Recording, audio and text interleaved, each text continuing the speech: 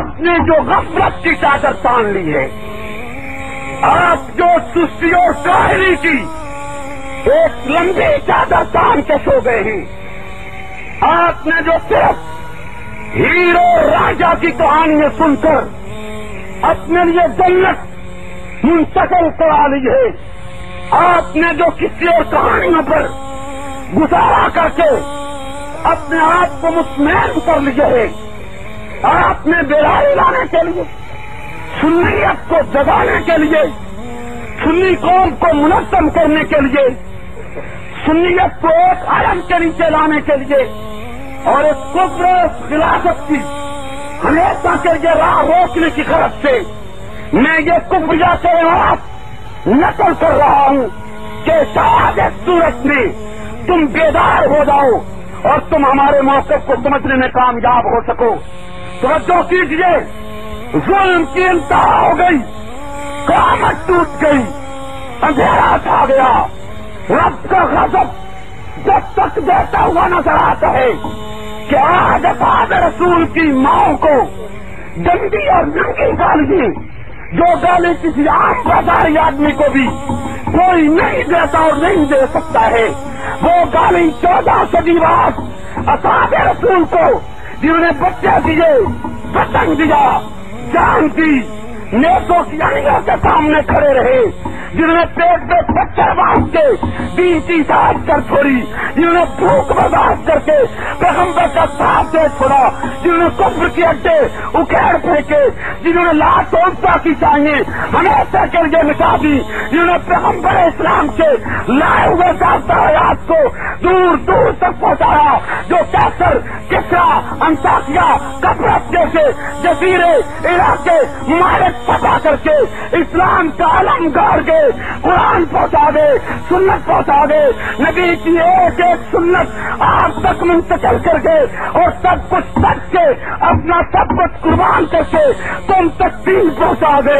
آج ان صحابہ کو ماں کی گالی اور وہ بھی ننگی، وہ بھی انتہائی خلیج، وہ بھی انتہائی گندی دی جا رہی ہے، جسے میں میچ پہ نقل نہیں کر سکتا ہوں۔ سنیو سنیو، ہائے مٹ گئی سنیت، ہائے مر گئے مولوی، ہائے مر گئی قوم، ہائے مر گئے مسلمان۔ اس حد تک ظلم بھی ہونا تھا ہماری زندگیوں میں۔ بغاوت بنو امیہ کے نام سے لاہور سے کتاب غلام حسین نقوی کافر ملعون راستی کی چھپی ہے، اس کے صفحہ 331 پر فاتح مصر عمر ابن عاص صحابی رسول رضی اللہ عنہ کو ماں کی گالی دیتے ہوئے یہ دجال بن دجال لکھتے کہ عمر بن عاص کی ماں نابغہ اتنی بدماش عورت تھی کہ ڈاکوں کے لیے اس کی ٹانگیں ہر وقت اٹھی رہتی۔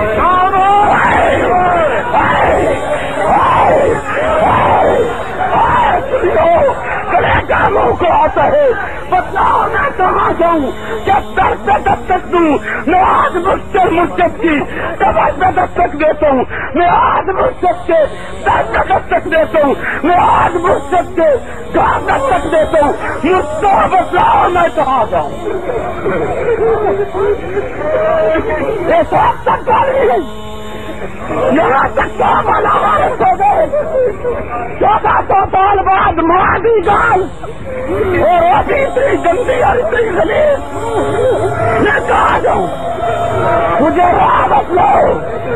مجھے در بتلاؤ، مجھے لائن بتلاؤ، میں مرنے کو پھر رہا ہوں، مرنے کو جان اکیلی طرح سے میرا رب جانتا ہے، کوئی چوکا بازی اور تسلو نہیں ہے، سچے رہتے یوسف مجاہد، میں نے اولاد کے نام وصیت لکھ دی ہے کہ میرا وجود بھول جاؤ، تمہارا مالک میں کی عظمتوں کے لیے جان دے جاؤں گا، آگے رب جانے اس کی پیاری مخلوق جانے۔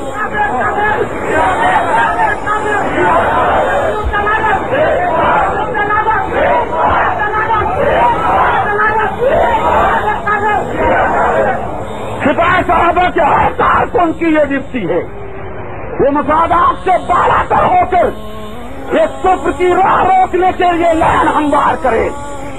اپنی صفوں میں نظم و ضبط لائے۔ سنیے، یہ وہ مجبوری ہے جس کی وجہ سے میری زبان میں تلخی آئی ہے، جس کی وجہ سے مجھے مشکلات سے گزرنا پڑا ہے۔ اگر تم ہمارے اس موقف کو صحیح سمجھتے ہو تو اپنے حالات بدلو، اپنی زندگیوں میں انقلاب لاؤ، اپنی زندگیوں میں تبدیلی لاؤ، ورنہ قیامت کے دن تم رسول کو منہ نہیں دکھا سکو گے کہ اس کی پیاری جماعت نے جس نے سب کچھ قربان کیا آج ان کی ماں محفوظ نہیں۔ لاہور سے کبا اس سے بے ایمان مصنف لکھتے کہ معاویہ بن ابی سفیان کی بیٹی اور اسی طرح تمام صحابہ کی بیٹیاں ایک نیا عاشق تلاش کیا کرتی تھی۔ نہ بیٹیاں محفوظ صحابہ کی،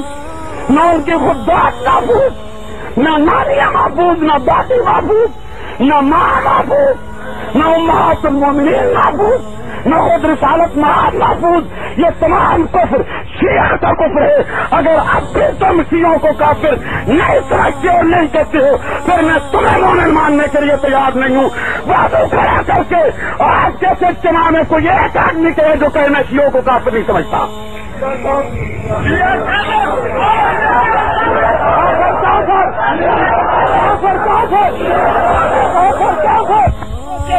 سے آئے ہو تم پورے پنجاب کی مٹی بیٹھے ہو،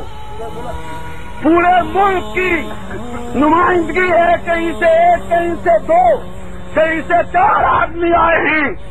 گواہ رہنا میں نے پیغام پہنچا دیا ہے، گواہ رہنا میں نے حجت پوری کر دی ہے، گواہ رہنا میں نے تمہیں کافروں سے کفر سے مسترے کیا ہے، گواہ رہنا میں نے تمہیں بتایا کہ صحابہ پاکستان میں مظلوم ہو گئے، گواہ رہنا کہ ہمارا یہ درد دل تھا جو تمہارے سامنے رکھا ہے۔ اللہ کے گھر میں، اللہ کے گھر میں کھڑے ہو کر لا الہ الا اللہ محمد الرسول اللہ کلمہ پڑھ کے بتلا رہا ہوں، ٹھہریے، کلمہ پڑھ کے عرض کر رہا ہوں کہ ہم اس میں منافق نہیں ہیں، یہ جلسے میرا کاروبار نہیں ہے، یہ رات دن کے سفر میرے پیٹ کے لیے نہیں ہے، میرا رب جانتا ہے، یہ درد دل ہے جو میں امت کے سامنے رکھنا چاہتا ہوں اور رکھتا چلا جا رہا ہوں، اور اس امید پر کہ کبھی اس مٹی میں درخیزی آئے گی، اس امید پر کہ کبھی یہ پودے رنگ لائیں گے، اس امید پر کہ کبھی امت میں بیداری آئے گی۔ میری زندگی میں نہ آئی تو مجھے توقع ہے میری موت کے بعد آ جائے گی، لیکن میں صحابہ کے سامنے جانے کا منہ نہیں رکھتا ہوں کہ ہم زندہ تھے تمہاری بیٹیوں کو گالیے،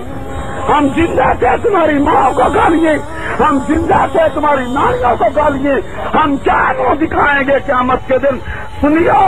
وقت ہے کہ بیدار ہو کے میدان میں آؤ تاکہ ان کافروں کے قلم، زبان، قدم ہمیشہ کے لیے روک لیے جائیں۔ اگر تم ایسا کام نہیں کرتے ہو تو مجرم ہو۔